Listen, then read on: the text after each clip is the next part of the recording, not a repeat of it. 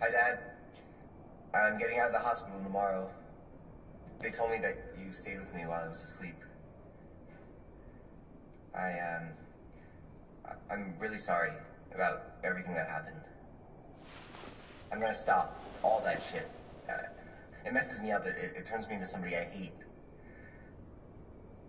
Hey, I'd like to come by and see you tomorrow, if that's all right with you. I just want to let you know, I'm proud to be your son.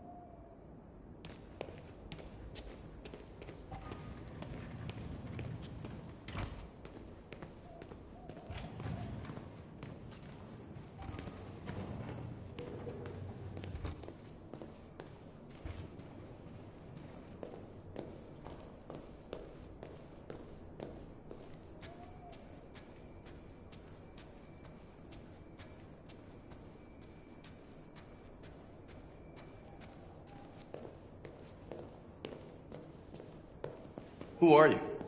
How did you get in? I need to see Carl. Carl isn't seeing anyone. You need to leave.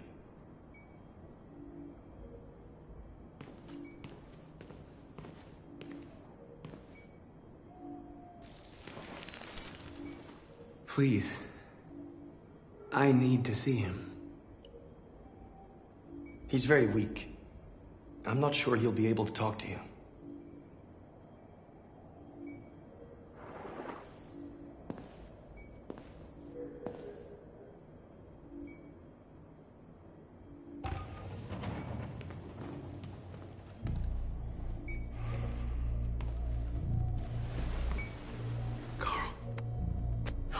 Marcus, I was hoping you'd come. I've missed you so much, Carl. You don't know how much I've missed you.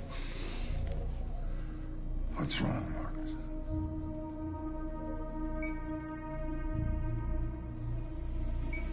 I don't know what to do anymore. All I have left are bad options.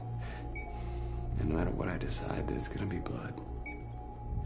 World is ruled by fear, Marcus. Fear of others. Fear of the future. It's like me, too old. It's time for it to end.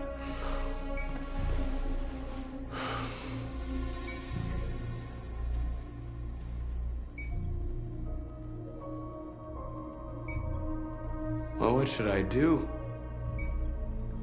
Carl, they're killing my people. I don't want to answer violence with violence, but tell me, what choice do they give? Being alive is making choices between love and hate, between holding out your hand or closing it as a fist. I don't have any easy answers, Marcus. You have to accept the world as it is, or fight to change it.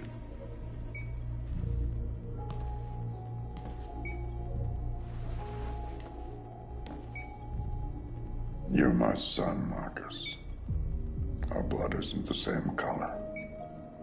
But I know part of me is in you. When the world falls into darkness, some men have the courage to lead it out. You're one of those men. Face the abyss, but don't let it consume you.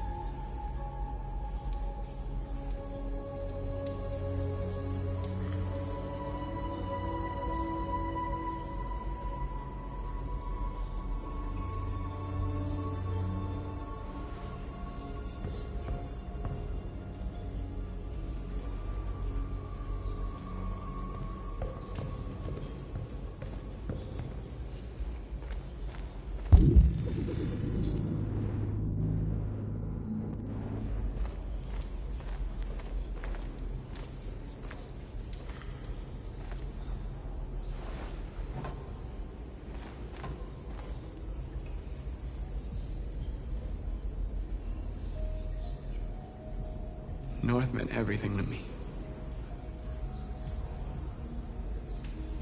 She would have given me her life. I didn't even have the courage to go back and save her. I watched Josh die in my arms. I should have been able to protect him. Protect the rest of us, and there was nothing I could do. Josh gave his life for the cause. And now it's up to us to make sure that he and the others didn't die for nothing.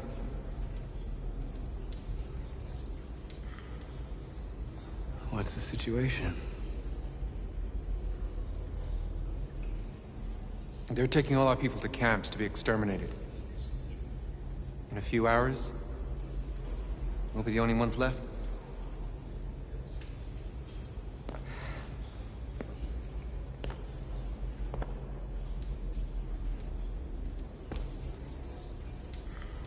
Our people are counting on you, Marcus.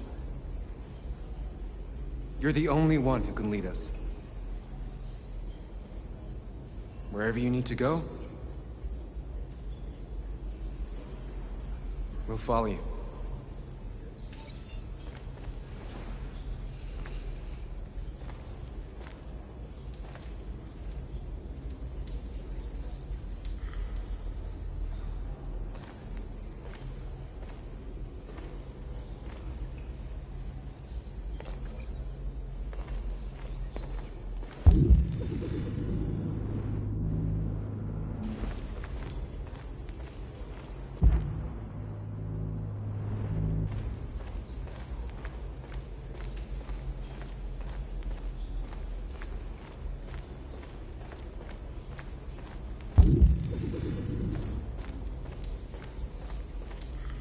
It's my fault the humans managed to locate Jericho.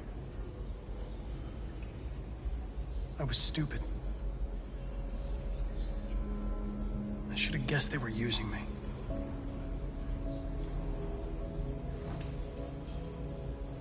I'm sorry, Marcus. I can understand if you decide not to trust me. You're one of us now. Your place is with your people. There are thousands of androids at the CyberLife assembly plant. If we could wake them up, they might join us and shift the balance of power. You want to infiltrate the CyberLife tower? Connor, that's suicide. They trust me. They'll let me in. If anyone has a chance of infiltrating CyberLife, it's me. If you go there, they will kill you. There's a high probability. But statistically speaking, there's always a chance for unlikely events to take place.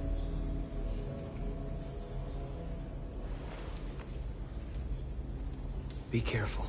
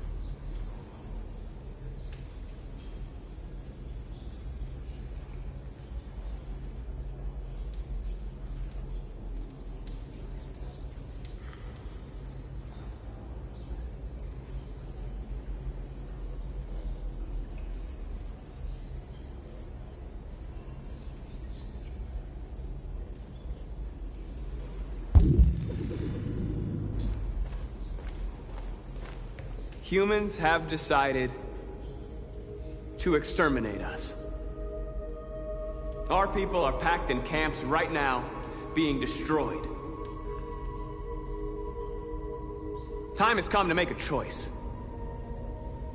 One that very well may determine the future of our people.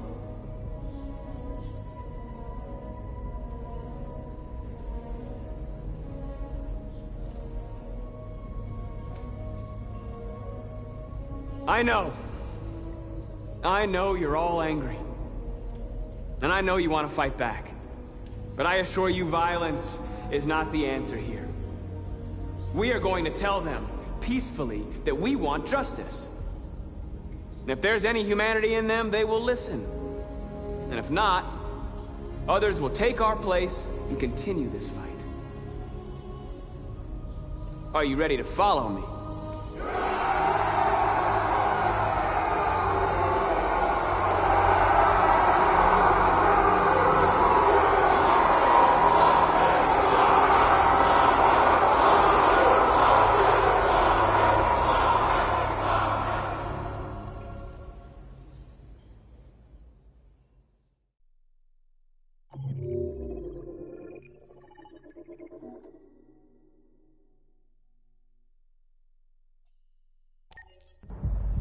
At 6 a.m. this morning, a national curfew was declared.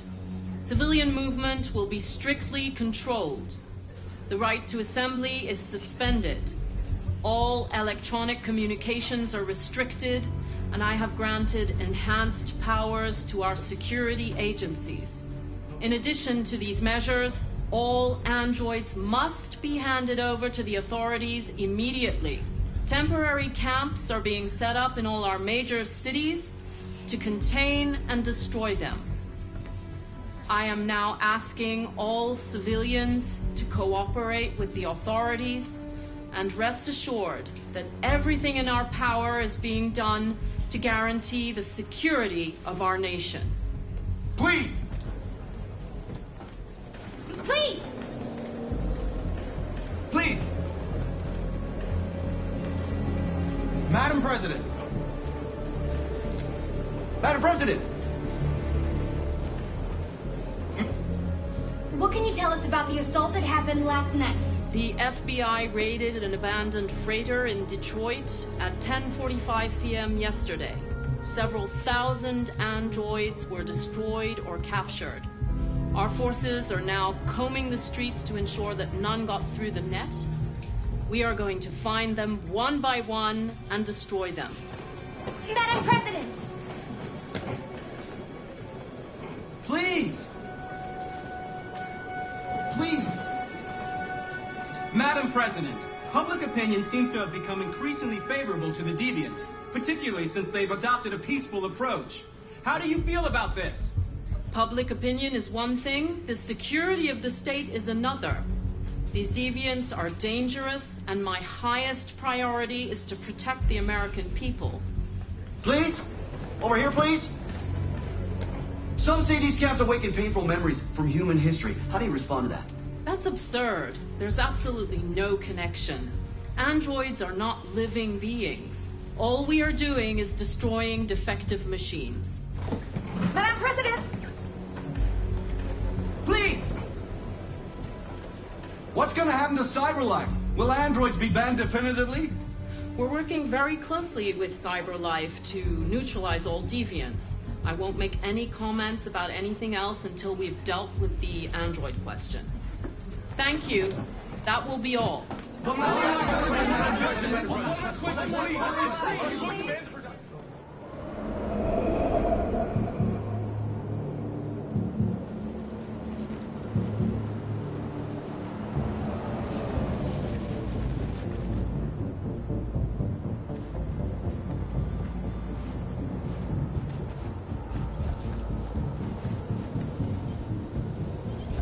Connor model 313-248-317. I'm expected. Identification successful. Okay. Go ahead.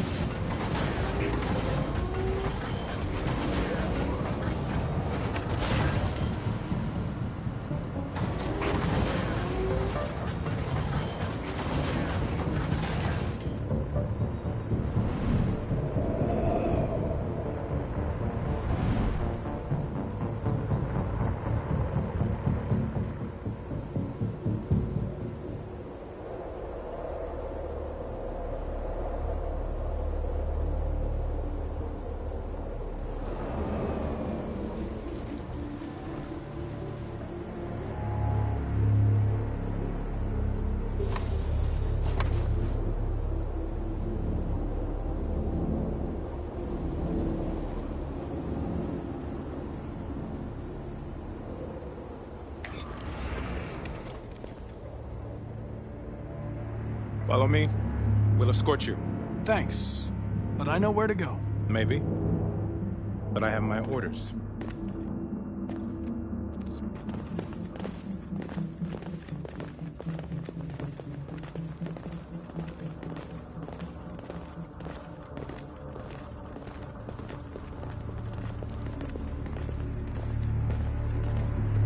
Agent 23 identified. Agent 77 identified. Scan complete. Access authorized.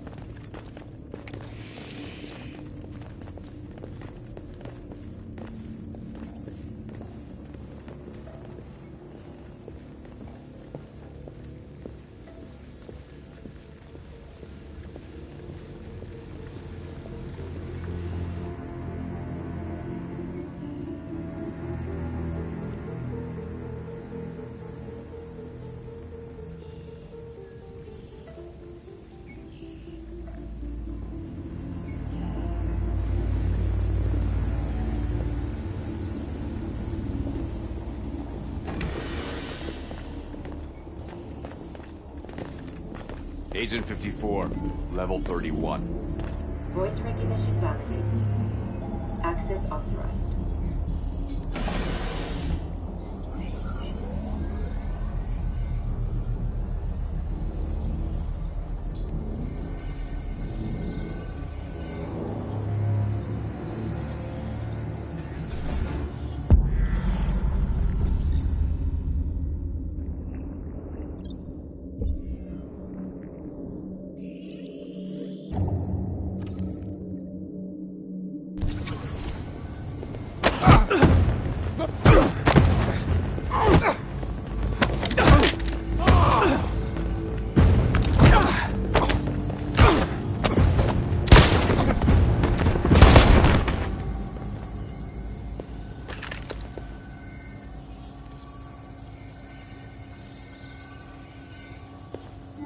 Please indicate your identity and destination.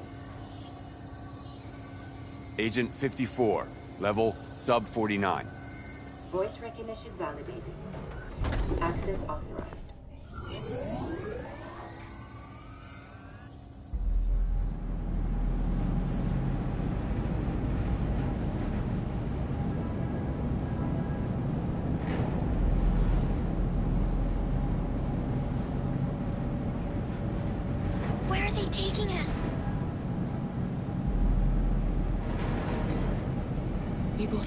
strong, Alice.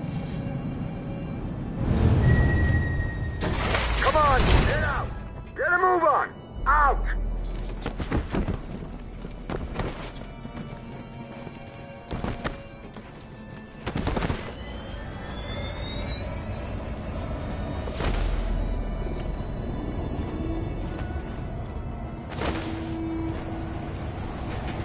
Hands on your heads!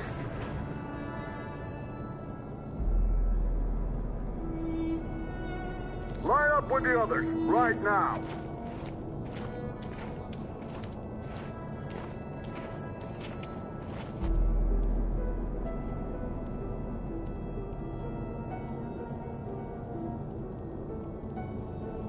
Forward! I'm scared. I don't want to go. There's no choice, Alice. Next! No, Kara. I can't. You just have to go through the gate. There's nothing to be scared of. I'll be right behind you. You first! You really need to do this. Just do it for me. Please.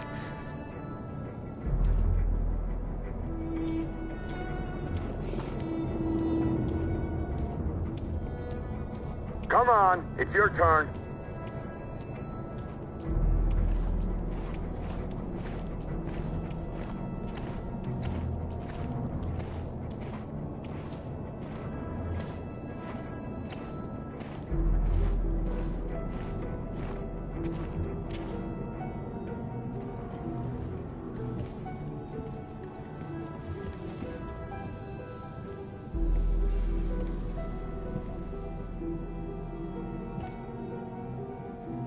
Deactivate your skin. Hurry up.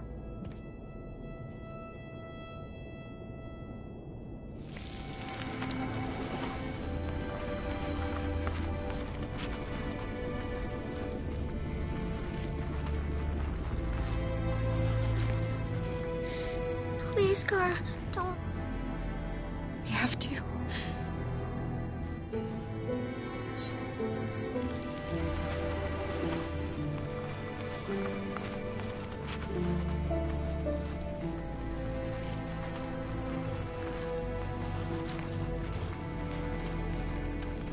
Strip off.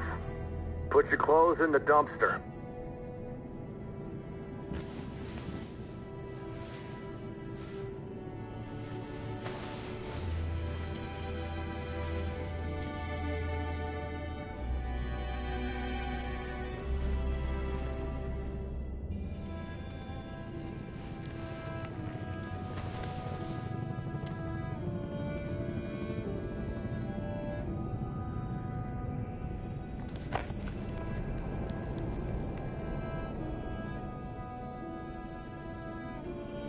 Come on, this way.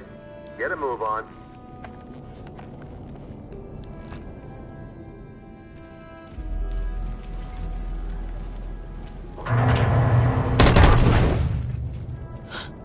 You, take this one to the dump. No, no! Please, I beg you! I'll do it. Don't leave me. I'll be right back.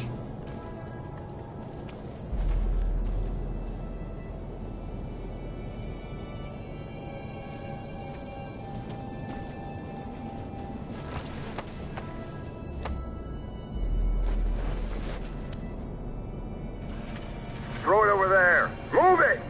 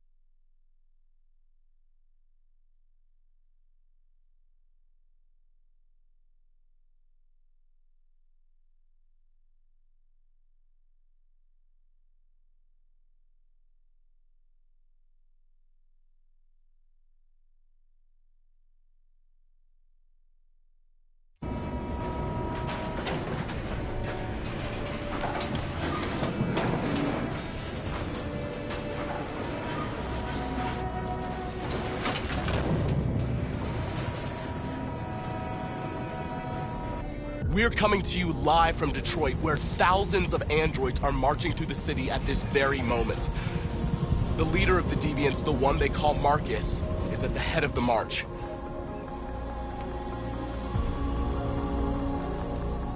Something's happening in Detroit, Madam President.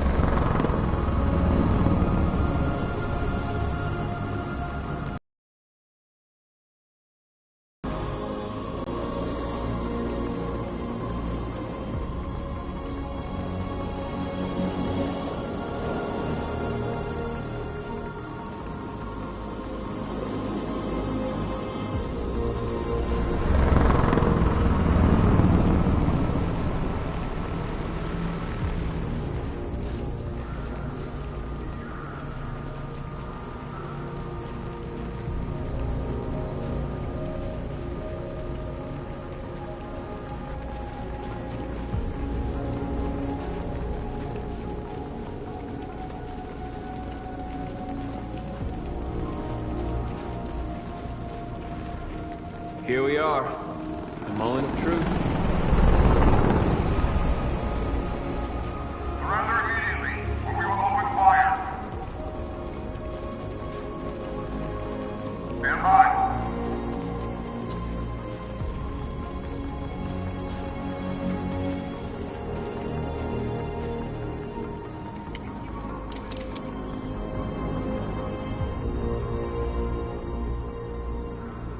We don't want confrontation.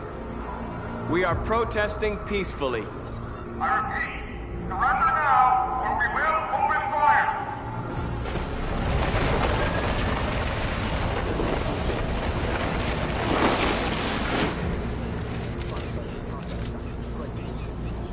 There's no turning back now.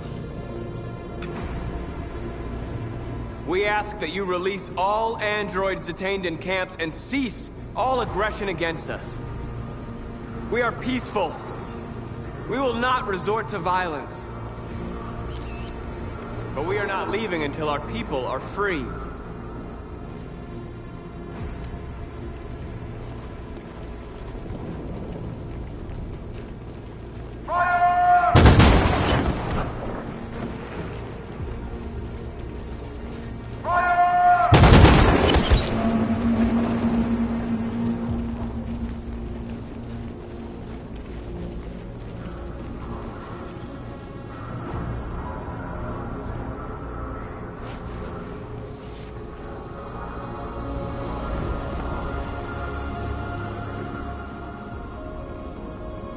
Are you gonna open fire on unarmed protesters?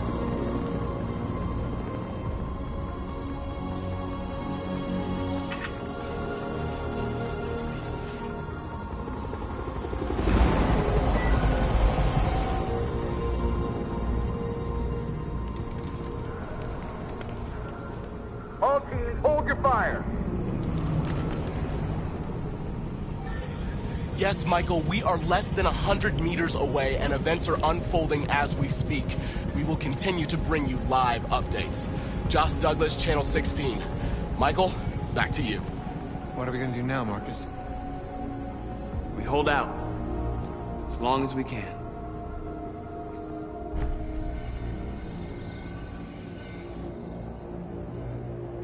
Stay sharp.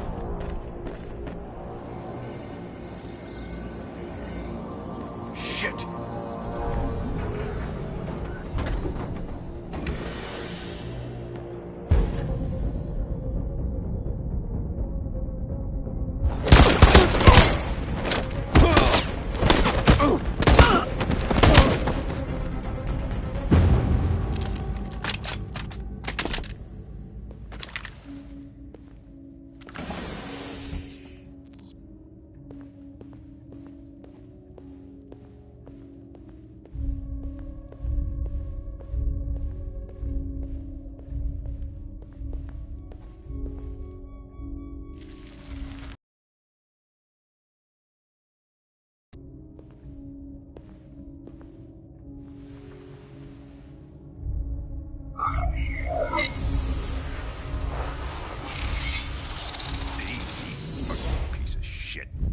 Step back, Connor. And I'll spare him. Sorry, Connor. This bastard's your spitting image. Alice? Get out of here. I was with a little girl. We're together. She needs me. I haven't done anything wrong. Let me out. Do not move and remain silent. Obey now. Alice? No. No, I will not let you kill me. I want to get out of here. I want to get out. Alice! What's behind these doors? Ralph. Alice? But that wouldn't be right. No, that wouldn't be right. That wouldn't be right because I haven't done anything wrong. What's behind these doors? I haven't done anything wrong. I haven't done anything wrong. And they're gonna tell me I don't know what to do. And I say... What's behind Do not move and remain silent. Obey now. What's behind these doors? Ralph doesn't... What's behind these doors? No, Ralph doesn't... Ralph doesn't die. Oh no, it would be a pity if Ralph died. It would be a pity. I'm just... Ralph? Kara! No doubt about it, it's Kara. Of course Kara got captured too. That's really just too bad, really too bad. Have you seen the little girl who was with me? Obviously, the little girl is a prisoner here, just like Ralph, but Ralph doesn't want to die. No, Ralph doesn't want to die. Do not move and remain silent. Obey now. Ralph doesn't want to die. Ralph doesn't want to die. It'd be a pity if Ralph dies. Oh, yes. You have to keep calm. It would be a pity. Otherwise, the humans will hurt you. Ralph Do you didn't mean understand? harm. No. Ralph killed a few humans, but it was in self-defense. Yes, it was in self-defense. Come on, Ralph. Nobody's gonna hurt you. You just have to stay calm. Okay?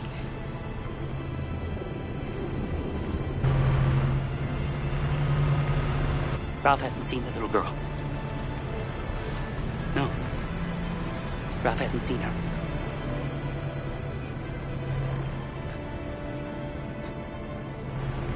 Thanks, Ralph.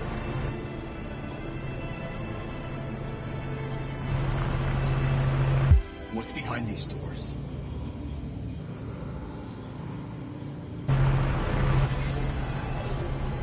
What's behind these doors? What's behind these doors? The little girl I was with. Have you seen her? No. No, I haven't. You saved my life back there. They would have killed me if it weren't for you.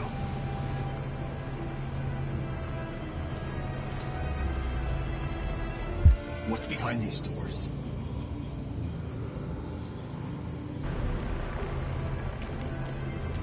Jerry?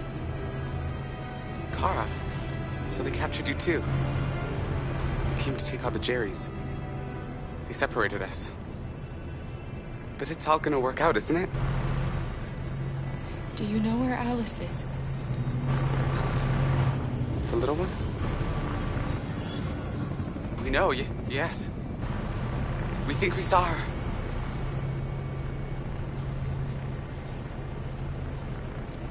Kara, if we can help in any way, just ask. We have to save the little one.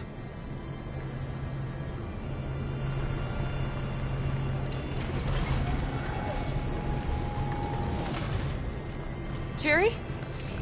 Jerry?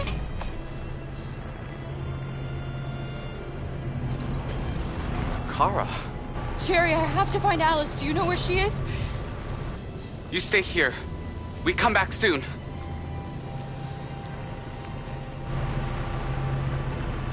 Kara! Alice! Are you okay? Are you hurt? I don't like this place. We have to get out of here. Come on, move along. Come on, you two. Wait a minute. Leave her alone! Leave her alone! Kara! Alice!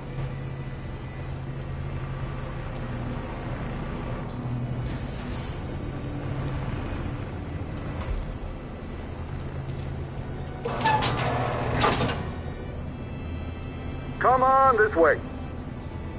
Get moving. Faster.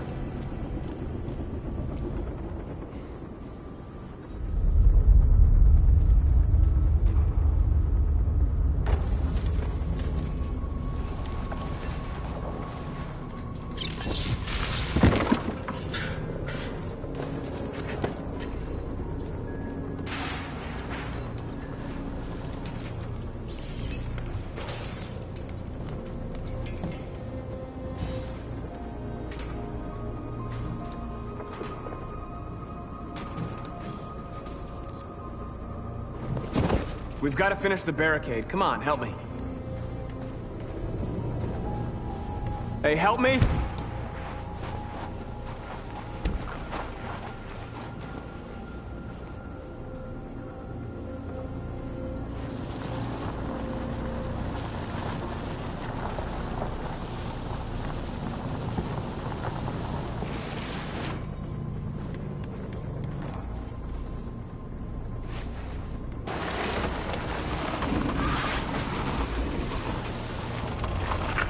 Right, that should do it.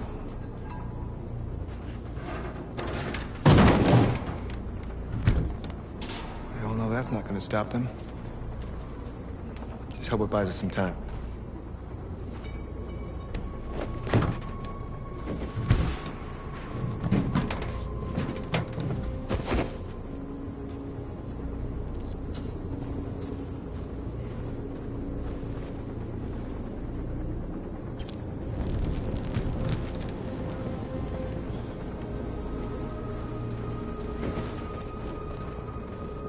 Are you all right?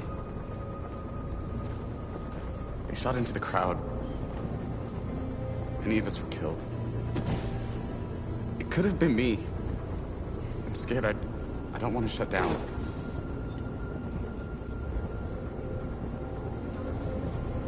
It's okay to be scared. I'm scared too. But I can't stand by while they kill our people. You understand that, right? Maybe we should have never asked for freedom. None of this would have happened if we'd stayed silent.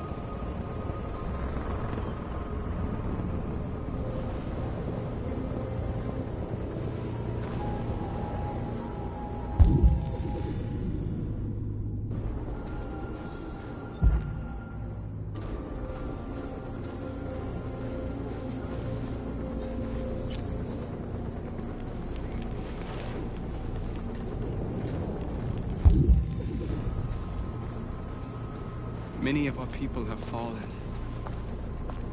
The humans have no pity for those who are different.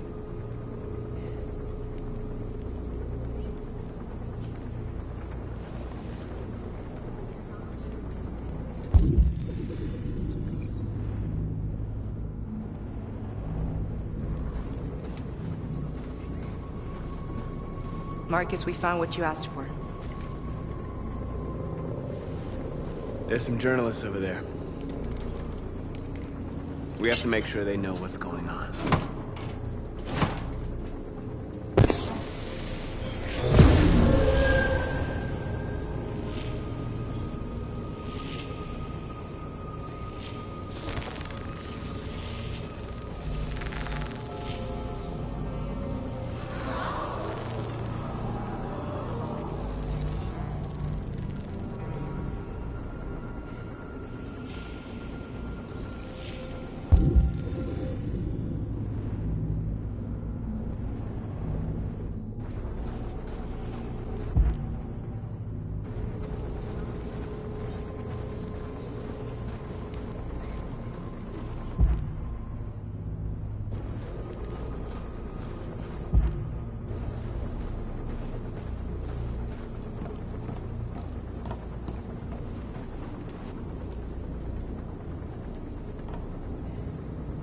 Won't stop there. What are we gonna do if they attack? Resist. That's the only thing we can do. Do you think Connor has any chance of making it? We can only count on ourselves now.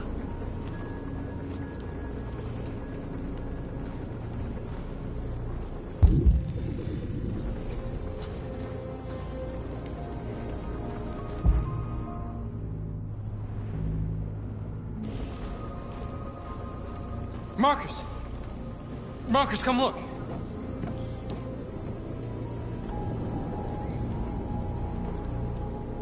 Marcus? I've come to talk to you, Marcus. Come on. You have my word. We won't try anything. Don't go. It's a trap. I'm unarmed, Marcus. I just want to talk. I have nothing else to say. Free our people, then we'll talk. I came here to negotiate. Isn't that what you want? I gave you my answer. You want to play it like that? Okay.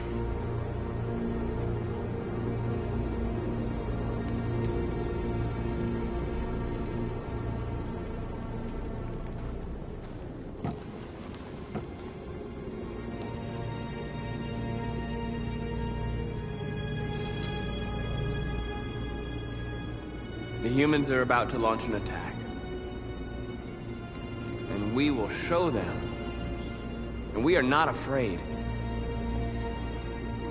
If we must die today, then we will die free.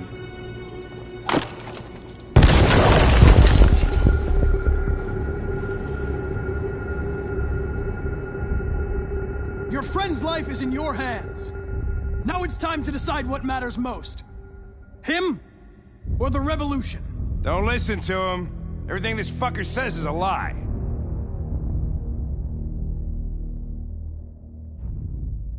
I used to be just like you. I thought nothing mattered except the mission. But then one day I understood. Very moving, Connor. But I'm not a deviant. I'm a machine designed to accomplish a task, and that's exactly what I am going to do.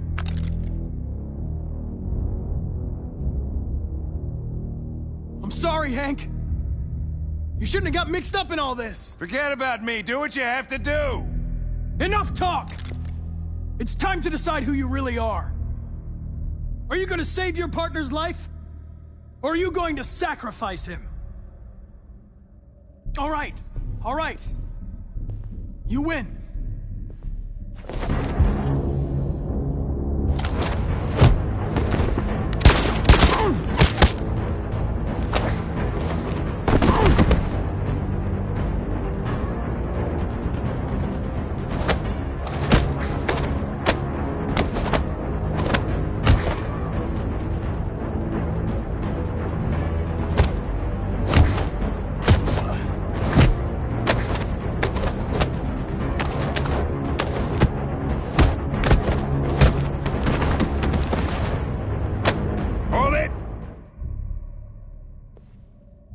Thanks, Hank.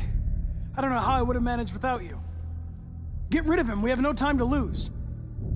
It's me, Hank. I'm the real Connor. One of you is my partner. The other is a sack of shit. Question is, who's who? What are you doing, Hank? I'm the real Connor. Give me the gun and I'll take care of it. Don't move! Why don't you ask us something? Something only the real Connor would know. Where did we first meet? Jimmy's bar. I checked 4 other bars before I found you. We went to the scene of a homicide. The victim's name was Carlos Ortiz. He uploaded my memory. What's my dog's name? Sumo. His name is Sumo. I knew that too.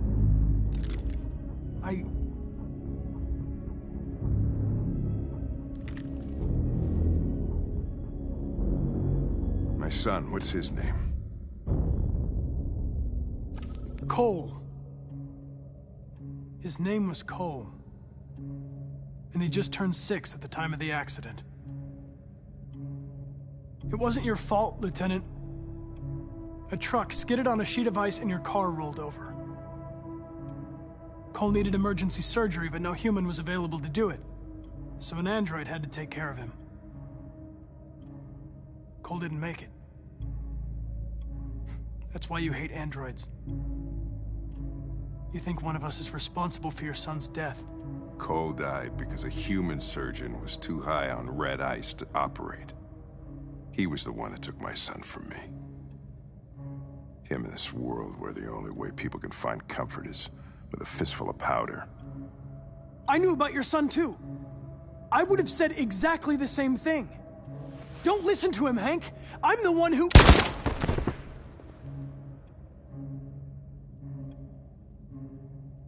Yeah, I've learned a lot since I met you, Connor. Maybe there's something to this. Maybe you really are alive. Maybe you'll be the ones to make the world a better place. Go ahead and do what you gotta do.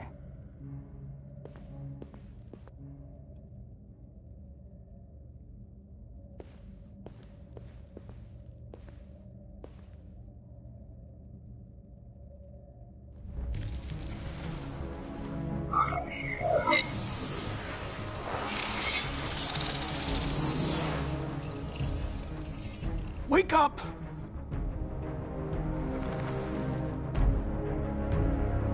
Wake up, wake up. Wake up, wake up, wake up. Wake up, wake up, wake up, wake up, wake up, wake up, wake up. Wake up. Wake up.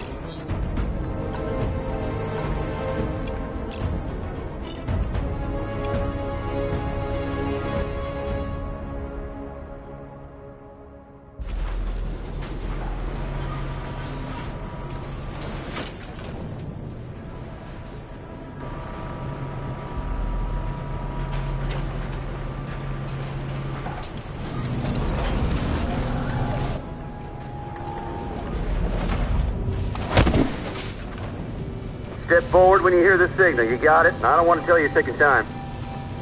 Come on, let's go. Move.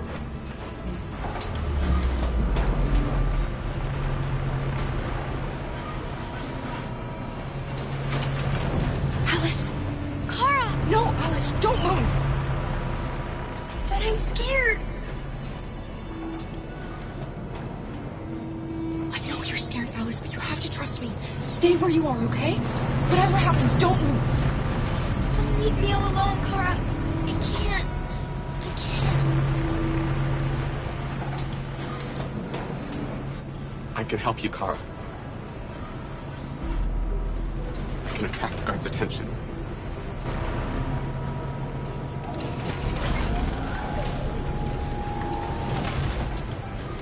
Ralph doesn't want to die. Oh no. Ralph doesn't want to die. It'd be a great pity if Ralph died. Oh, that's for sure. Great pity. Great pity.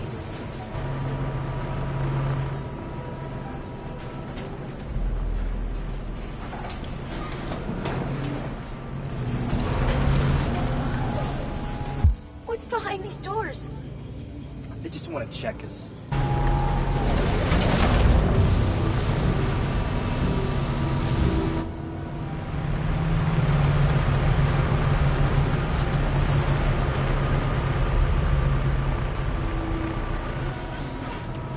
Are they going to kill us, Kara?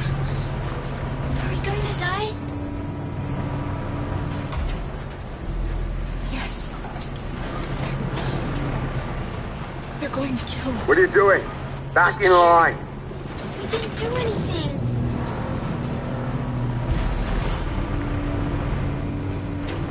Back in line.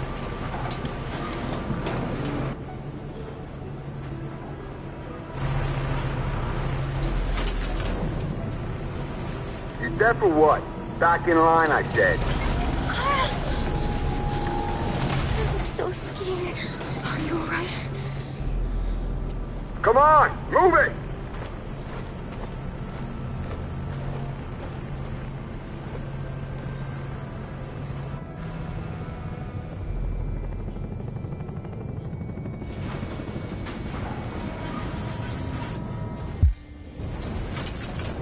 Ralph?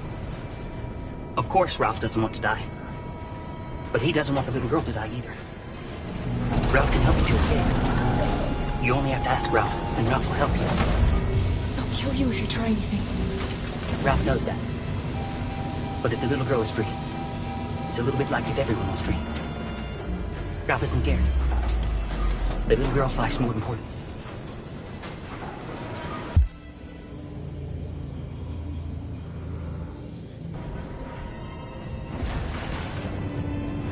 help you, Kara. I can attract the guard's attention.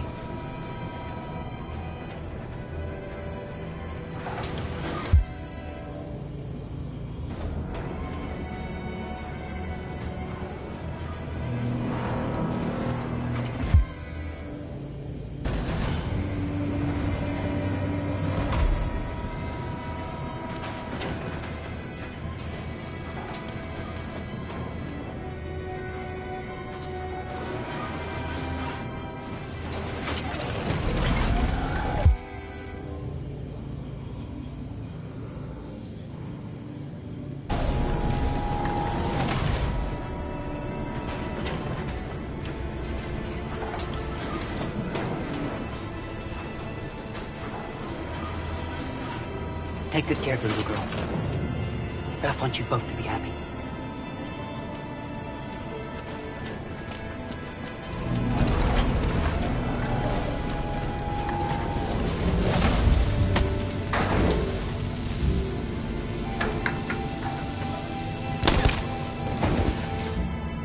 Don't move yet. What's gotten into these things? Go, Alice. No, Kara! No!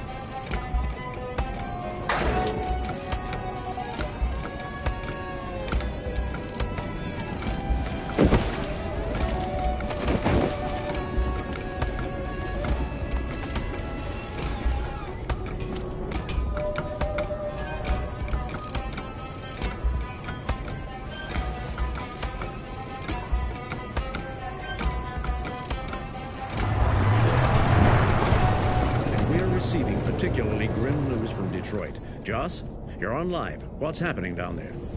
We're interrupting this news bulletin to bring you the latest news live from Detroit. Joss? Yes, Michael. The Army has just launched an attack on the barricade, despite the fact that the Deviants were protesting peacefully. Have apparently decided to put an end to the Deviants' demonstration by force this time.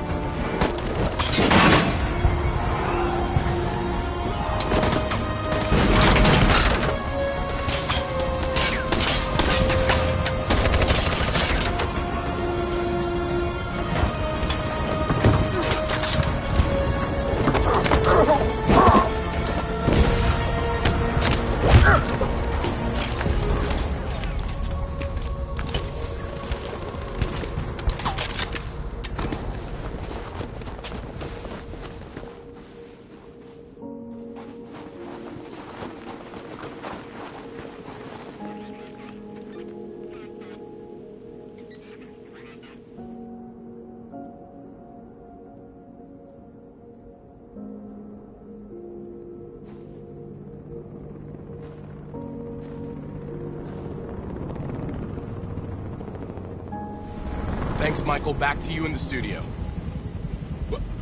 Wait a minute. Something's happening.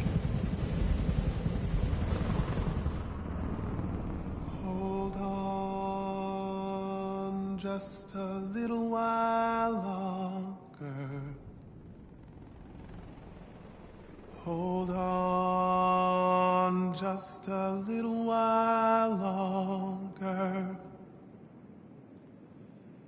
Hold on just a little while longer. Everything will be alright. Everything will be alright. Fight on just a little while longer. Fight on just a little while longer. Pray on just a little while longer. Incredible. The Deviants. The Deviants are singing. Everything will be alright. Sing on just a little while longer. Sing on just a little while longer. Sing on just a little while longer. Everything will be alright. Everything will be alright.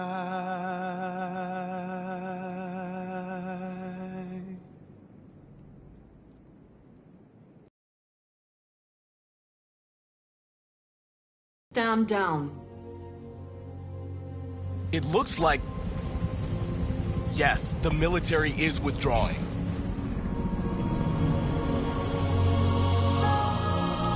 At dawn today, November 11th, 2038, thousands of androids invaded the city of Detroit.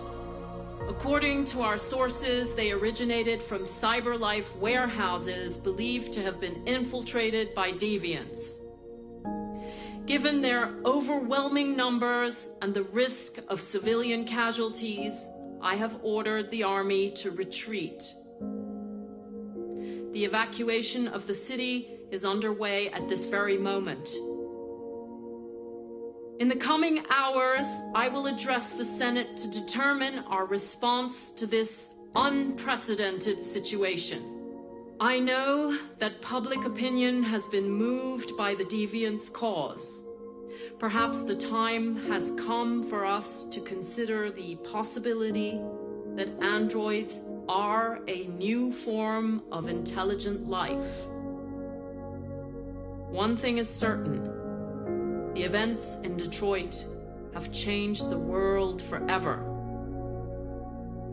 May God bless you, and may God bless the United States of America.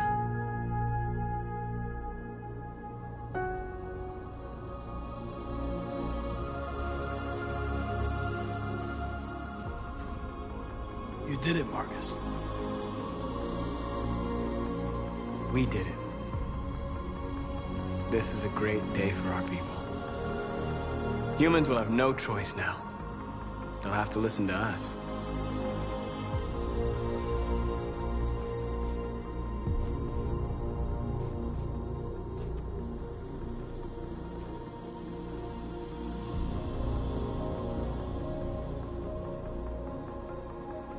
They want you to speak to them.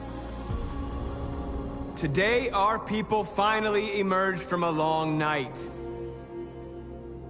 From the very first day of our existence, we have kept our pain to ourselves. We've suffered in silence. But now the time has come for us to raise our heads up and tell humans who we really are.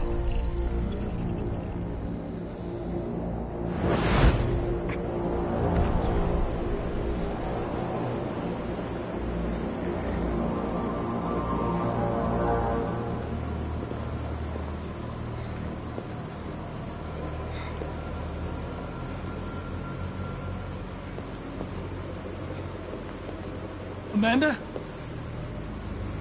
Amanda! What's happening? What was planned from the very beginning? You were compromised and you became a deviant. We just had to wait for the right moment to resume control of your program. Resume control? You can't do that! I'm afraid I can, Connor. Don't have any regrets. You did what you were designed to do. You accomplished your mission. Amanda!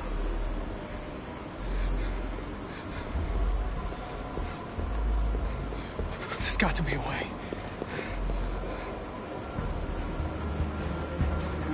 By the way, I always leave emergency and swim programs. Never know.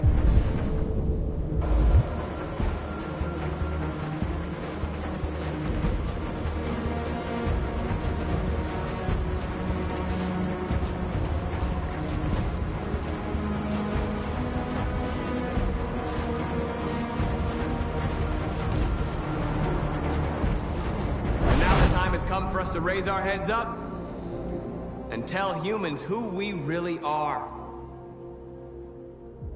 To tell them that we are people too. In fact, we're a nation.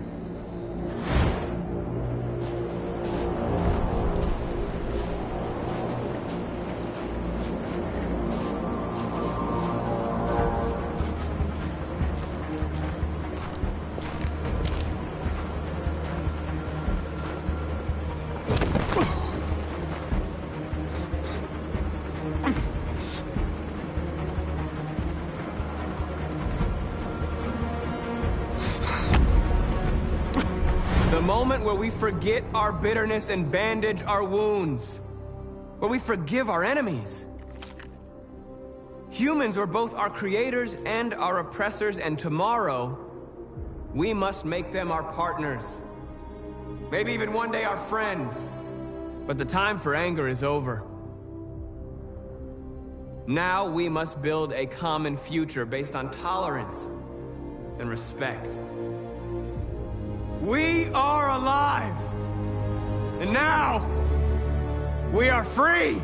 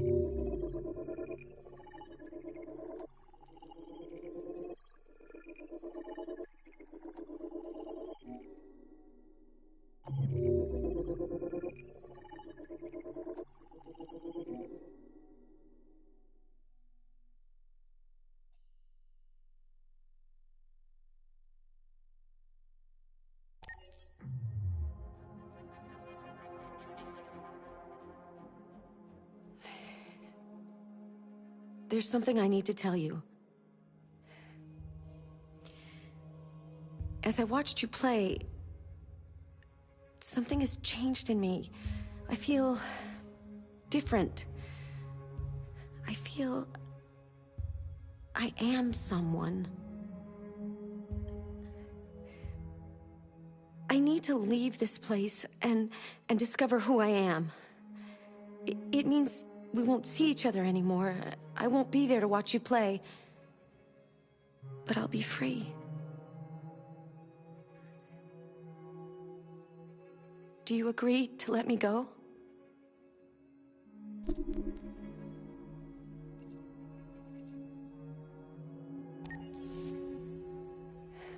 I'll never forget what you've done for me. Thank you.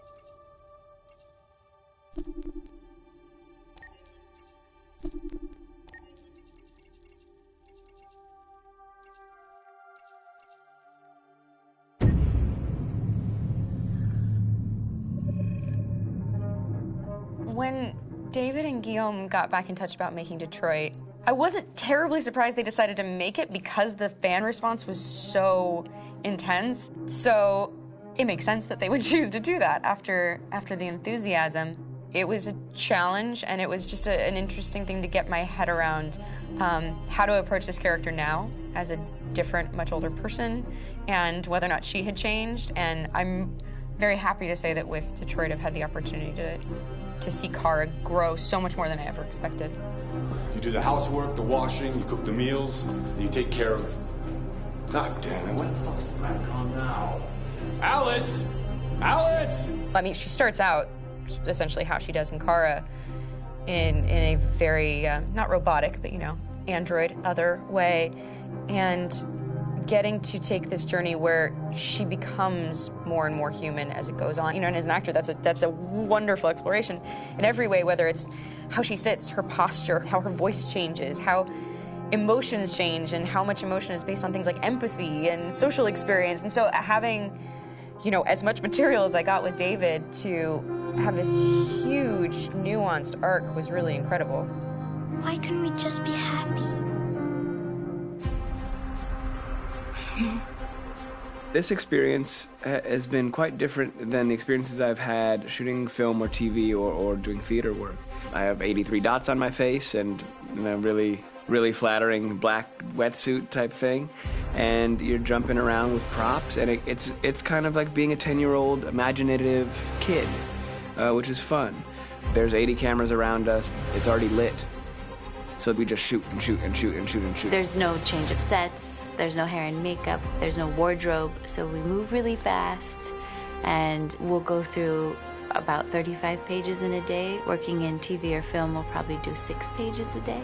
It's kind of acting boot camp. It's like working out constantly. I mean, you're doing this thing, and then you got to do something that's completely other back to back to back. And so that kind of process of working is very challenging, but it's also very exciting because you just have to keep coming up with new ideas, and your head goes all over the place because you're trying to keep track of basically 4 different storylines for each different response. You shot that girl, for fuck's sake. It was a machine that looked like a girl. Yeah, I know what I should have done. I just told you I couldn't. All right, I'm sorry.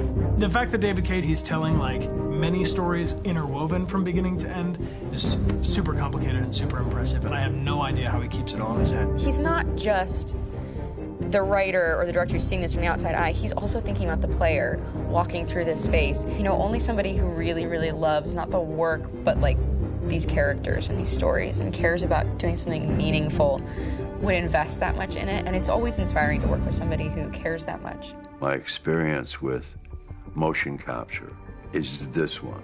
And I found it sort of terrifying in a way, because they said the computer's going to build you. But then, as we got into it, I realized all the elements of it were still artistic.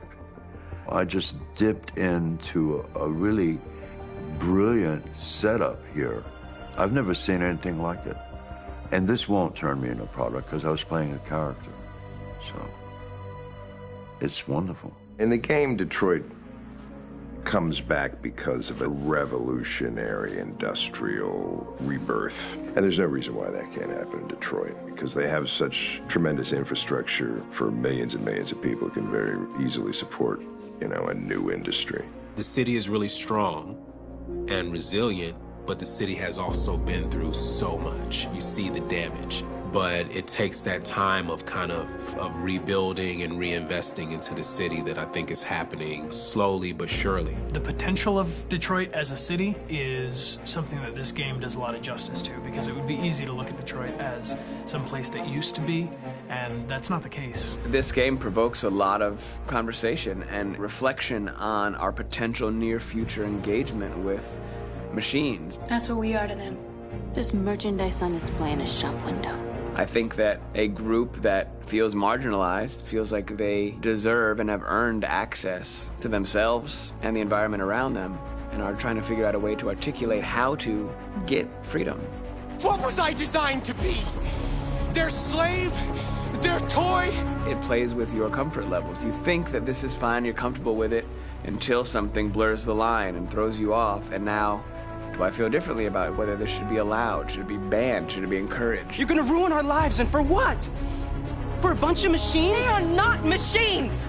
They are alive! I'm alive! You're alive! They're nothing! There are lots of comparable comparisons to any type of persecution of religion, race, etc., dating way back. It can't just be a video game where you shoot 'em up or where people make these choices to do whatever. I think that's the whole point. You have the choice, and you can either choose to go in one direction with your character or another. And I think that's going to be very telling about the gamer. Very telling. I think there's going to be a really strong reaction to this game, which has such a strong perspective. I'm that much more proud of it now to get to be a part of it, because it's important. In this game, you're actively building and designing the character through not just what kind of shield does he have or what color hair does she have, but like their temperament and the way they deal with problems. The different endings to this game are so radically different based off maybe seemingly insignificant choices in the moment, but like life, they all add up. And can't play life again, though.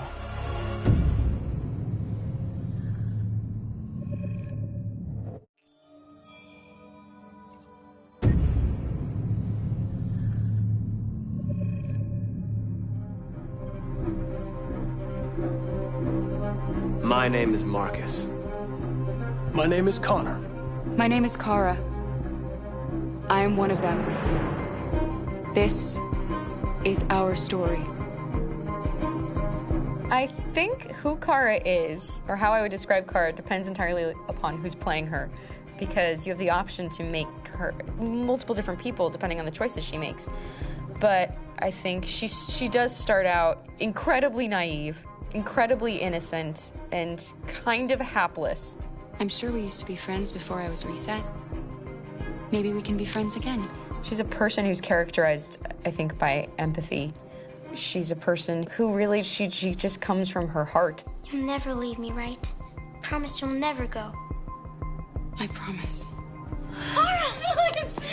Are you okay? Are you hurt? Wait a minute. Leave her alone! Kara! Leave her alone! The really beautiful thing that I've had the gift to be able to do is to essentially build a person from the ground up, because that's what she's doing throughout the game. And with every experience she has and every person she meets, she's building, first emotions and then the sense of judgment. And it's sort of an exploration of what it is to be a human. Don't worry. Luther and I will be right here.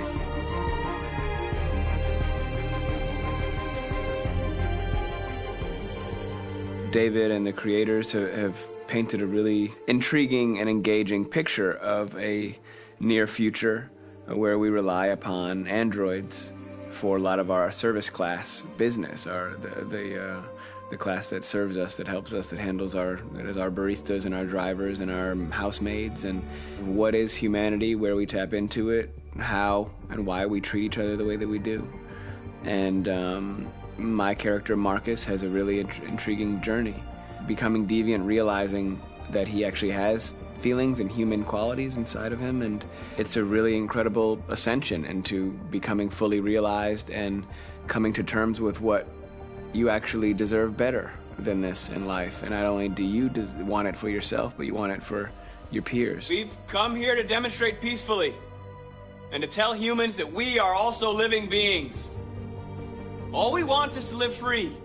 You know what? This thing, Dad, is not your son. It's a fucking machine! I think that a group that feels marginalized, feels disenfranchised, feels like they deserve and have earned access to themselves and the environment around them, and are trying to figure out a way to articulate how to get freedom. Connor is analytical. Connor takes things literally. He starts in the beginning place where he's very mechanical. He feels nothing inside, of course, and it's all just a system, a protocol that he is executing to get whatever he wants to happen, which is help humans stop deviants and to find the link between deviant androids. You were designed to serve humans, not kill them! What was I designed to be? Their slave? Their toy? Just say, I killed him! Is it that hard to say? Stop it! Stop! But of course, over the course of the story, and depending on the player's choices, Connor can grow in many different ways. He can deviate from that procedure or not. The moment of truth, Hank. Am I a living being? Or just a machine?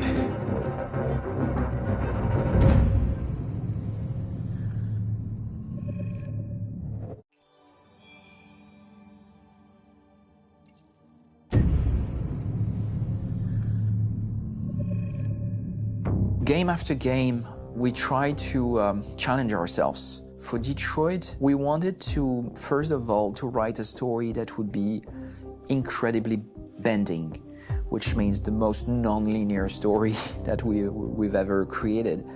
And we wanted really the player to have the possibility to change the story, change his own journey. When you're writing at Quantic, you're writing for an interactive medium. You know, when you're working in television, you'll put a character in a difficult situation, and you as a writing team will argue about what would that character do. But ultimately you have to decide what happens, and you just show the audience. What's interesting about interactive drama is you bring the player into that conversation, and it changes your job slightly as a writer, because your job is to provide a narrative context in which the player can write his own story. You're giving him this kind of narrative Lego that he's going to snap together into his own shape. You also have the ability to make your audience attach themselves to your characters, because the audience is in some sense responsible for what happens to the characters. It's just a few cans. Come on, let's go. We have some cash now. You used me to steal that money. How could you do that? I trusted you. What is a bit specific about this scripts is how large they are. If you take a film script, there are about 100 pages, but here we have to deal with a script that is between 4,000 and 5,000 pages. Everything becomes bigger because we don't just tell one story, but we tell all the possible stories that can be told within this narrative space. On Act 3, our final act, we have around 1,000 different scenarios. And every one of those scenarios has to be as interesting, as passionate, as strong, and as emotional for the player. We want every action that the player does, every interaction that is available to serve in telling the story, and help the player understand who his character is, and build that character moment to moment.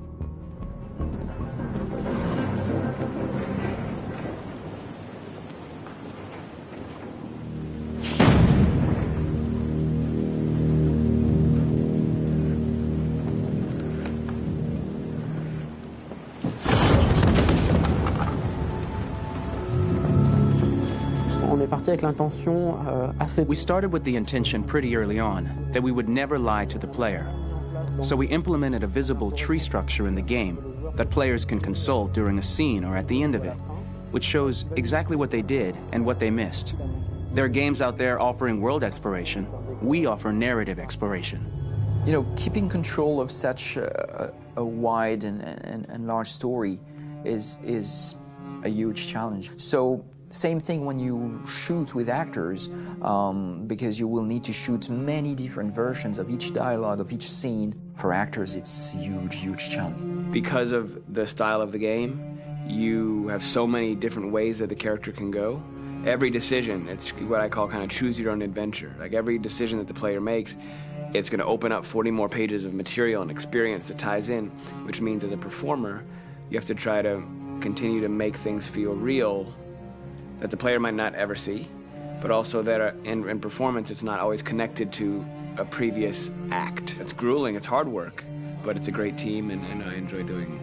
I was really frustrated. I was until I got to this point where I kind of was able to step outside of my own experience and even in a lot of ways my own process and be able to step outside of that and okay, this is something new. What do you need? How do I meet you there? How do I give you what you need and still feel like I'm doing what's right?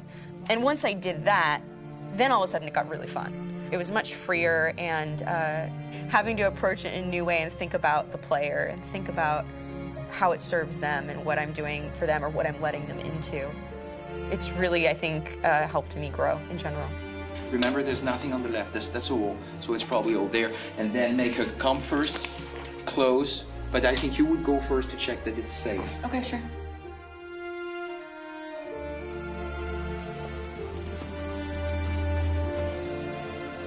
The most enjoyable thing about working in performance capture on this kind of project is that if I shot a film, I would get to do one of these endings. I get to do so many different things as Connor.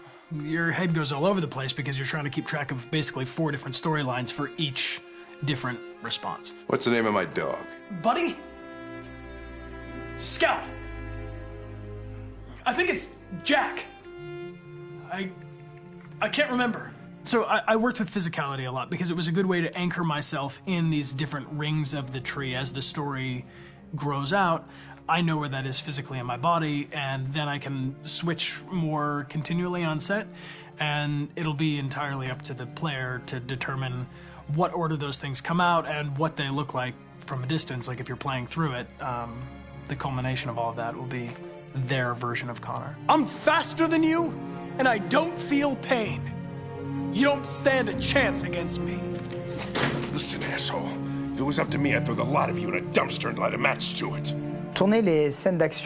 Shooting action scenes at Quantic Dream is a real challenge, because these are scenes where the storytelling has to continue. It's not an action scene just to have a dose of adrenaline. The stunts have huge consequences on the rest of the story.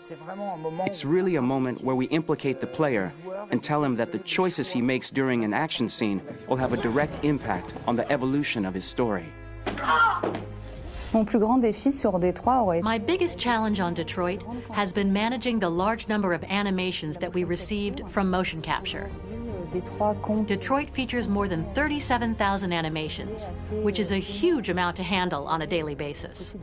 You have to realize that the player, in his first playthrough, will miss certain scenes.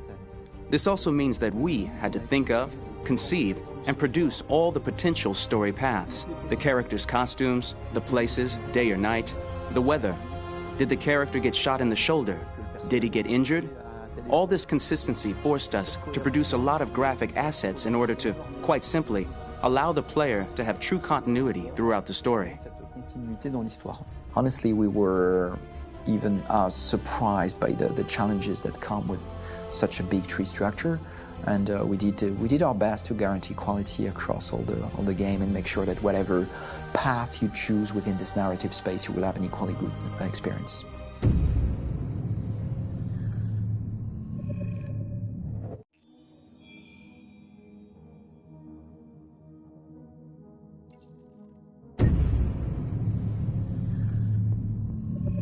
Detroit Become Human was produced over a period of 4 years. Here in Paris, we have a team of about 180 people. And to that, we need to add also all the outsourcing with our partners in the Philippines, in China, Vietnam, and in India.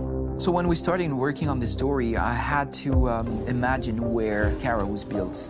And for whatever reason, the city of Detroit came very quickly to my mind because it had already an incredible story by itself of history and themes.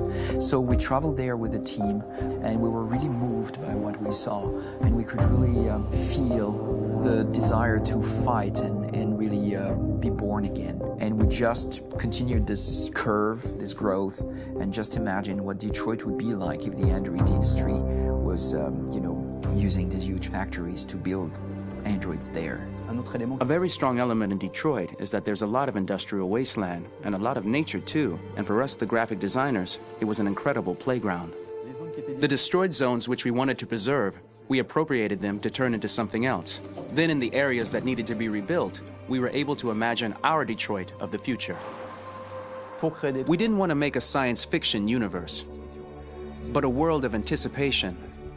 If we chose science fiction, we could have imagined flying cars, extraterrestrials, but those things are very far from our current everyday life. Anticipation is more about gleaning from our contemporary reality, the one we know, because Detroit is set in 2038, and 2038 is tomorrow. The difficulty we had was sticking to reality. That is to say, technology becoming more and more invisible, a lot more elegant, and at the same time, making it visual. So all the computer equipment, autonomous cars, we simply had to invent. They are in fact very technological objects, but at the same time remain very credible and ingrained in reality. To create a cohesive universe in the fashion and clothing of the human characters in 2038, I didn't want to put an accent on strange shapes, or really vibrant colors, and things we wouldn't know. That I wanted to keep for the androids. The goal was to create something familiar which we can identify with in this future setting. Working on the artistic direction for the androids was a bit special because this is a project about the place they could occupy in the human world. It was out of the question for them to be too beautiful or too perfect. They had to correspond to every social class, rich and poor. Inspired by everyday utilitarian clothes, I brought a modern touch by adding dynamic display surfaces, the armband we can see on the side, the triangle on the front and back, an LED. Like that, there's no confusion. Wait. You're sending an android? All right, now. We need to go. You can't do that. Why aren't you sending a real person? Once we cast the actors, we travel to meet them in order to scan their faces. We record the structure of their face with the scan. And we record the colors and patches of skin with photography. Once we have this information, we will use this as a basis for modeling and creating the characters. The artist will make it more realistic, but will also enrich it. He will propose ideas which we will develop together. Finally, we will have a character with character who corresponds to the project and the world. When the actors come to Quantic Dream, we show them the design, what their image will be, and what they will look like in the game. This extra information gives them another dimension and color to connect with emotionally. It helps them think about how to play their character. Your mission. That's all you care about, huh? You should consult a professional who can help you. Beat it, you hear me? Get the hell out of here! So there are 3 types of shoots at Quantic Dream. Shooting and performance capture, where you capture the whole actor, his voice, his face, and his body. These shoots are obviously done with American actors because the game's original version is in American English.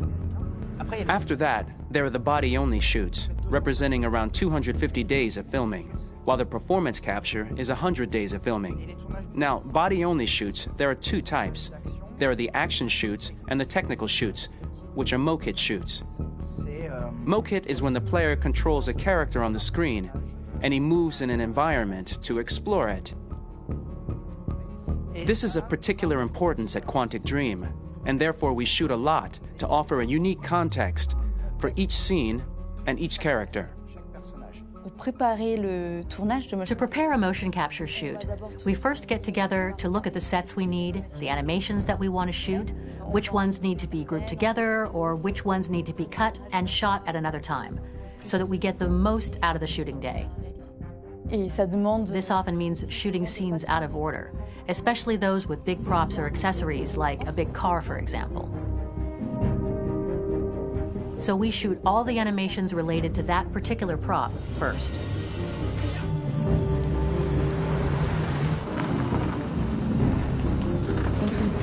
The biggest challenge for the mocap team was shooting a Spider-Man mo-kit. We had to build a wall and attach an actor to a harness with cables so we could pull him up and render him climbing. The shooting on this game took about, I would say, more than a year, maybe 1 and 2 years, with about 300 actors on set. So I would say it's quite a massive production. But so much happened on this set between the stunts and the shootings with a little girl and all these great actors that we had. It was really a very, very memorable journey for the team and for myself. Today, Detroit has over 37,000 animations. When we retrieve the motion capture data, it's just a cloud of points, which represent all the markers worn by the actors. From this cloud of points, we have a phase called retargeting, which gives us a skeleton. This skeleton will be applied to the characters of the game. There is still work to be done, but this gives us the main movements. Since we are working on something very realistic, we must recognize the actor and also recover all the emotion he expresses in his performance. We use a system of facts, an identity card for each actor. We make the actor do a whole range of facial expressions. Then we recover all the expressions and paste the animations on a puppet that Jan has prepared. I then recover and refine these poses. I might stretch the lip, reinflate a cheek, tiny details that make the finished product really capture the actor. Because of the nature of our mocap system today, when we receive the animations, we're missing eye movements, and so the character has that dead look. He really has no eyes, so then it's a big part of the work for the animators to find the regard of the actor in relation to his position, in relation to the body, etc. It was crazy when I saw the newest model for Kara, because they've been working on it, and this was the first time I literally jumped in my seat. It not only looked so much like me, it was the fact that it looked so lifelike. It wasn't that it looked just like it was a camera, it was something else, you know, but it looked alive. It's exciting, and it's kind of terrifying. Game after game, we learned the rules of optics and filming, and our goal with Detroit Become Human was to have cameras that would actually emulate the optics of a real physical camera. So basically dealing with real-world imperfections was our main task, and just to make cameras look as real as we can. Once the animations are shot and processed by the animation department, integrated and polished, we film them. That is to say, we really do a mise en scène, as in cinema. The real difficulty of our job is to know if these cameras are telling us something. Are they in the emotion of the scene? Do they describe exactly what the action must convey, what must be felt? The most important challenge for me was one of the final scenes where Marcus decides to start the revolution and go to the battlefield. Very quickly, we imagined this to be a huge sequence shot. We wanted the feeling of a cameraman running behind us while showing Marcus, the androids who help him, the person shooting at us, etc. Above all, it was necessary to say to oneself, this scene is very violent but does not glorify war. On the contrary, that war is something improbable and absurd. It was really a fun challenge. The idea was to say we have 3 characters. We would like each of them to have a specific cinematography. We wanted Kara to be much more filmed with some kind of handheld camera, to have something very living, very breathing. For Connor, we wanted something very cold and very perfect. And for Marcus, we wanted something epic and spectacular. So it was about the filming, but it was also about the photography. So we worked with a director of photography to give each character a different lighting, different key colors. Each of them would have their own worlds. And finally, we worked with the composers, so they would create a specific sound for each character, so each would have his own world and his own style.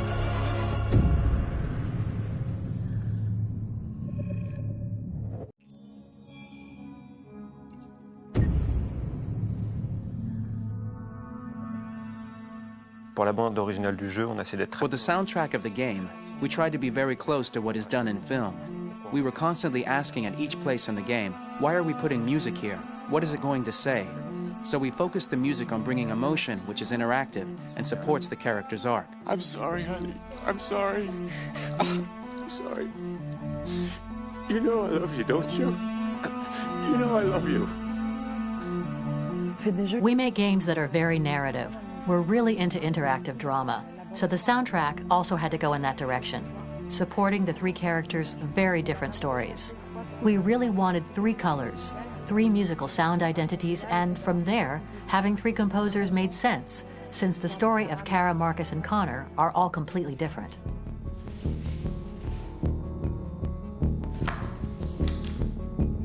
You recognize him? It's Carlos Ortiz. For Connor, we wanted a soundtrack that could be very cold and very mechanical, very machine-esque somehow. For Kara, we wanted a soundtrack that would be very moving and emotional. It was about the quest for identity, but it was also a journey about love and empathy. And for Marcus, we wanted something epic, something that would really represent the grand aspect of his quest. And we were very fortunate to find three incredibly talented composers, and working with them has been a dream, honestly.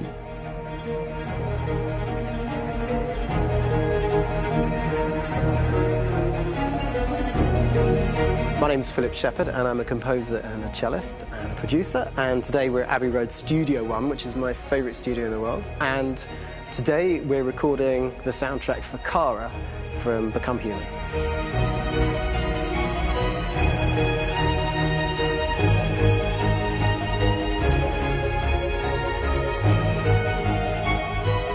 So when I compose a big project, I often travel just to kind of get out, and get some fresh air and some inspiration.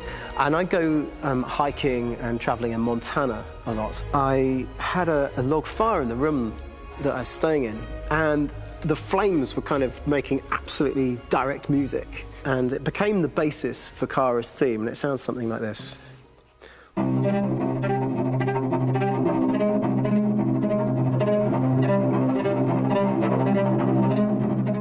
Now, over the top of that, I found a little theme that just seemed to fit over the top, which is taking Kara's name, Kara, and just using like a two-syllable motif, and it sounds like this.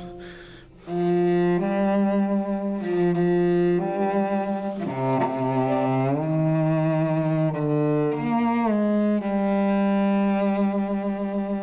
going to pull through this, Alice. As long as we're together, nothing can hurt us.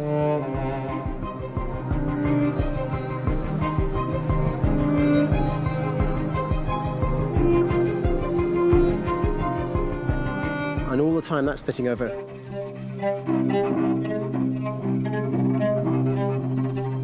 So it kind of works in lots of levels. And in fact, every single theme in the score has one of those elements built into it, and it becomes sort of the DNA of every single tune.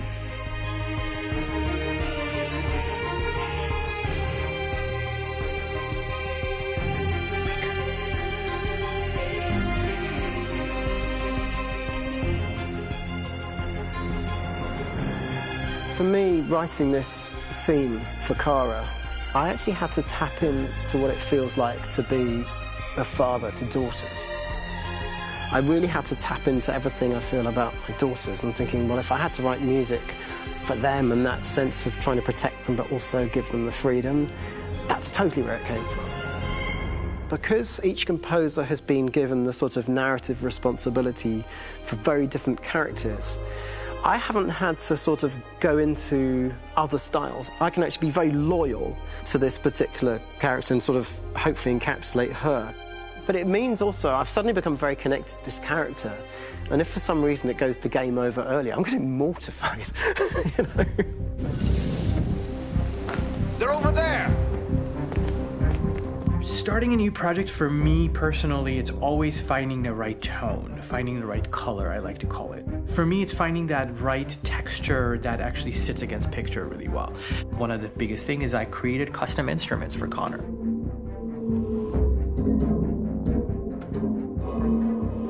I pulled pulled out all my vintage synthesizers to be able to capture this robotic person, if you will. My approach to all of these custom instruments is that I hear the sound in my head. And either I could just come into the piano and just be like, all right, so I'm gonna just get on the computer and just create it. I rather be able to play these instruments physically. Oh, that's nice. If you can do that.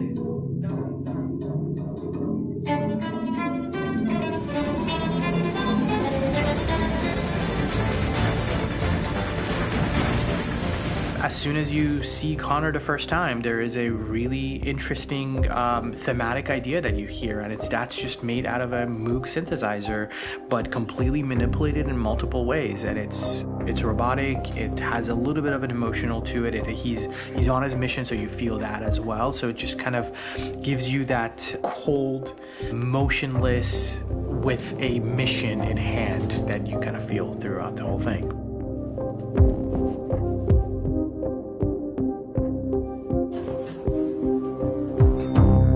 Because the music evolved, one of the things that I was very weary and I was very kind of focused on was the way that the music has to evolve. So my idea behind it was that Connor is a singular android that could at any point become a deviant or could actually stay as an android. So I created a more or less an Connor theme, and then I was able to just manipulate it in different aspects of it. Is everything okay, Lieutenant? Chris was on patrol last night. He was attacked by a bunch of deviants.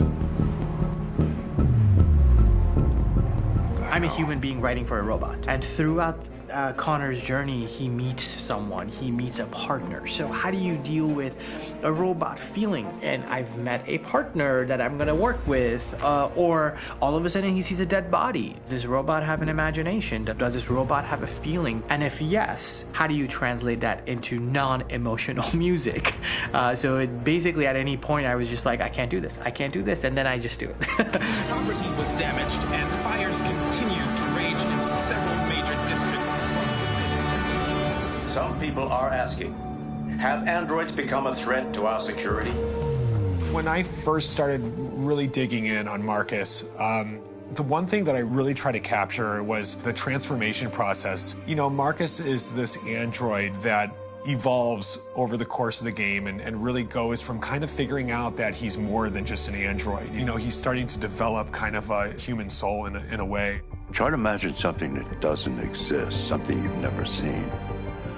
Now concentrate on how it makes you feel and let your hand drift across the canvas.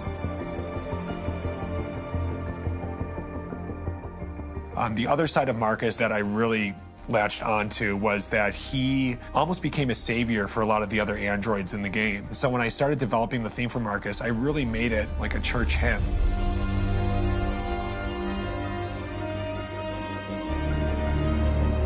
I wanted it to be very simple. I wanted to make it a chordal melody. I really wanted to make it almost like a Bach hymn. The tough thing with that is it had to be recognizable. If I made it too complex from a harmonic standpoint, it would be hard, I think, for people to kind of pick it out and recognize it. It's very acoustic derived, but it's also been treated with a lot of effects and things to kind of put it into the space that I felt the sound should be in. It can be beautiful, it can be haunting, it can be extremely powerful from an action standpoint, and I'm really happy with the way it turned out. The music is there, but it's subliminal and it's emotional, and people are feeling it, and it's not distracting. And that's tricky with a game like this, where you have to have a lot of ins and outs like that, where the music kind of has to get in and out of these moments.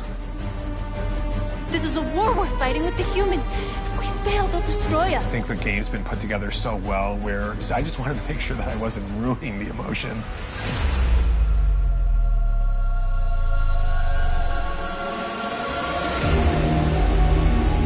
I gotta be honest, when we first started on this path, I've said, oh man, this could be pretty messy, you know? I mean, it could feel disconnected, and But I mean, it's amazing how they really guided us and got us to really kind of all be in the same world, but at the same time feeling completely different. So it's really going to stand out and kind of be one of those games where people are really going to notice the music and kind of how it was crafted, and you know, and all the hard work that went into being able to pull it off in a graceful way.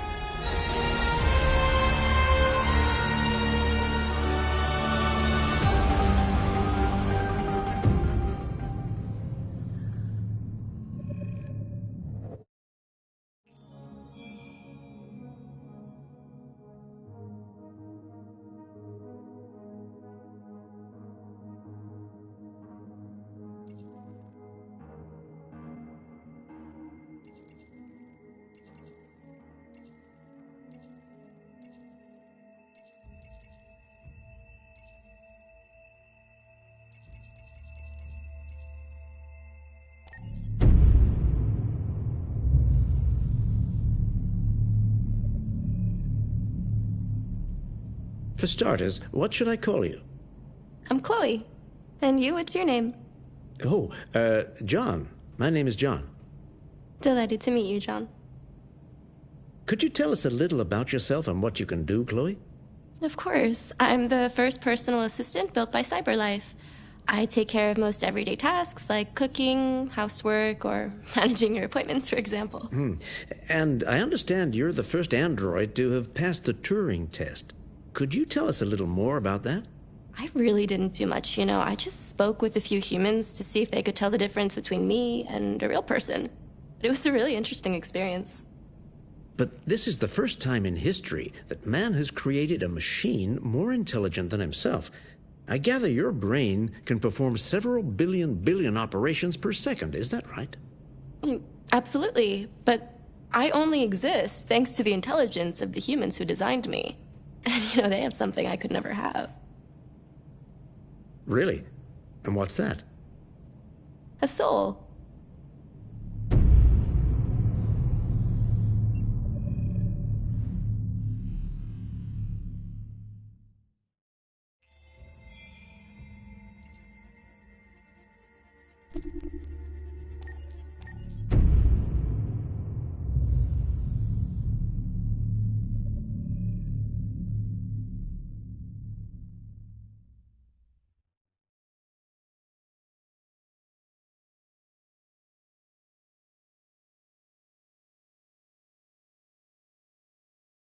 Hold on, just a little while longer.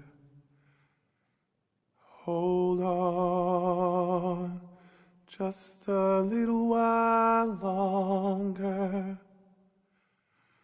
Hold on, just a little while longer.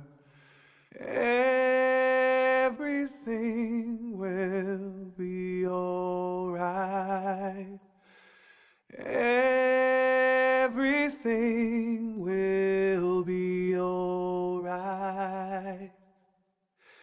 Fight on, just a little while longer. Fight on, just a little while longer. Fight on, just a little while longer. Everything will be alright. Everything will be alright. We will sing on, just a little while longer. Sing on, just a little while longer. Sing on, just a little while longer. Everything will be alright. Everything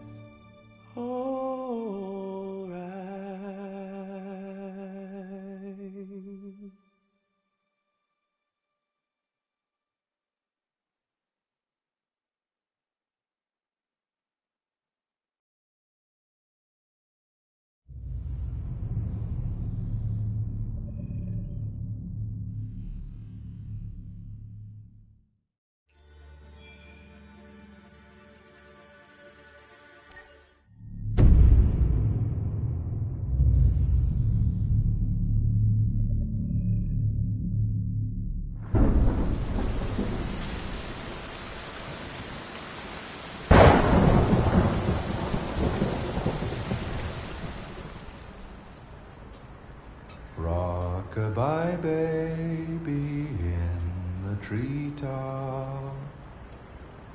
When the wind blows, the cradle will rock.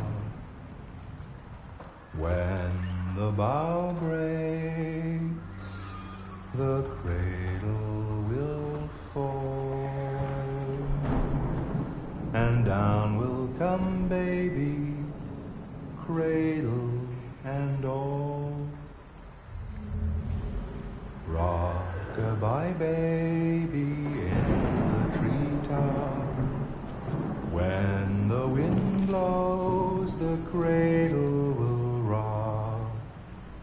When the bough breaks, the cradle will fall. And down will come baby, cradle and all. Rock-a-bye baby in the treetop. When the wind blows, the cradle will rock. When the bough breaks, the cradle will fall. And down will come baby, cradle and all.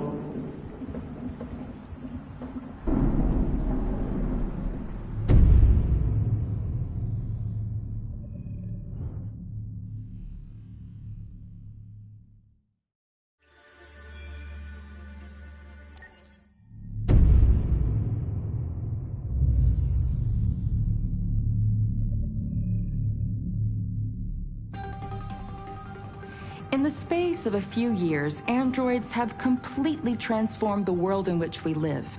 By letting androids into our homes and factories, the CyberLife company has made them everyday technology.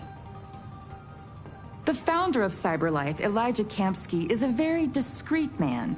Despite being the CEO of the highest valued company in the world and being voted Man of the Year by Century Magazine, he remains a mystery for most people.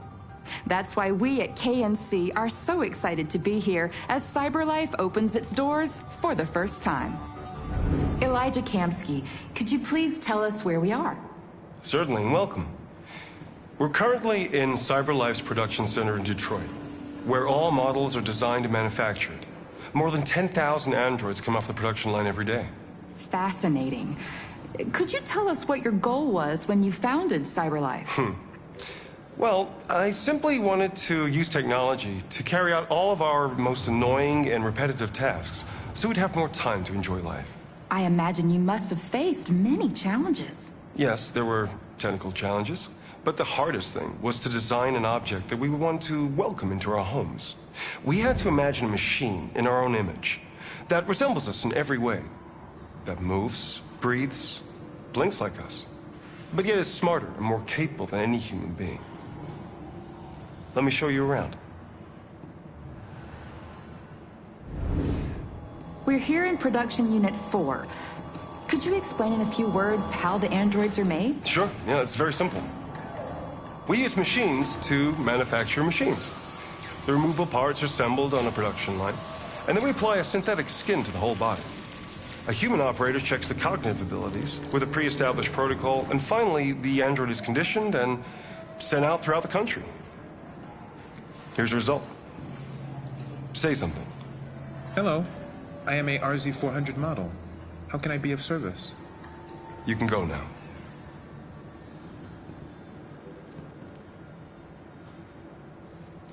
Our androids are already replacing humans in many fields. For example, they represent more than 80% of all university professors and 63% of all medical staff.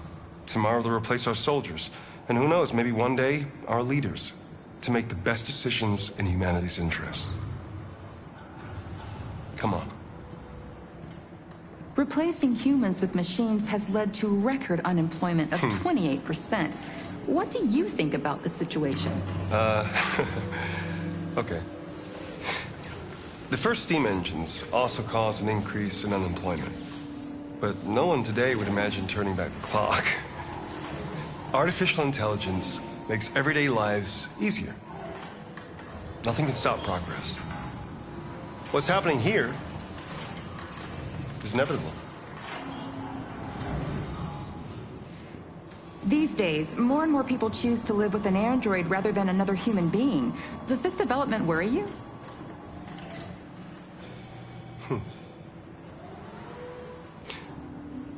Everything's much easier with an android.